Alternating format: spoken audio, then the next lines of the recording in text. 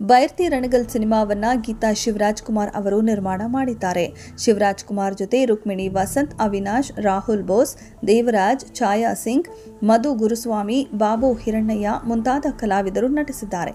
ನವೀನ್ ಕುಮಾರ್ ಅವರ ಛಾಯಾಗ್ರಹಣ, ರವಿ ಬಸ್ರೂರ್ ಅವರ ಸಂಗೀತ ನಿರ್ದೇಶನ ಈ ಚಿತ್ರಕ್ಕಿದೆ.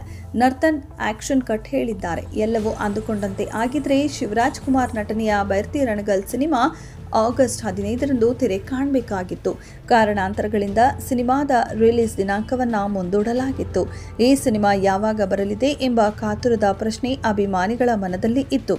ಉತ್ತರ ತಿಳಿಯಲು ಫ್ಯಾನ್ಸ್ ಕಾದಿದ್ದರು. ಆ ಕಾಯುವಿಕೆಗೆ ಈಗ ಪೂರ್ಣ ವಿರಾಮ ಬಿದ್ದಿದೆ. ನವೆಂಬರ್ 15ರಂದು ಸಿನಿಮಾ ರಿಲೀಸ್ ಆಗಲಿದೆ ಎಂದು ಬೈರ್ತಿ ರಣಗಲ್ ಚಿತ್ರತಂಡ ತಿಳಿಸಿದೆ. ಇಂದು ಬೆಂಗಳೂರಿನಲ್ಲಿ ರಿಲೀಸ್ ಡೇಟ್ ಅನೌನ್ಸ್ ಮಾಡಲಾಗಿದೆ. ಯಲಹಂಕದ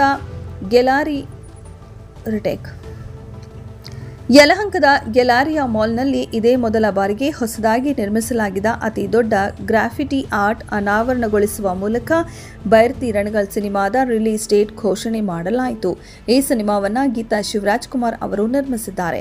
ನರ್ತನ್ ಅವರು ನಿರ್ದೇಶನ ಮಾಡಿದ್ದಾರೆ. ಬಿಡುಗಡೆ ದಿನಾಂಕ ಘೋಷಿಸುವಾಗ ನಿವೇದಿತಾ ಶಿವರಾಜ್ ಕುಮಾರ್ ಕೂಡ ಹಾಜರಿದ್ದರು.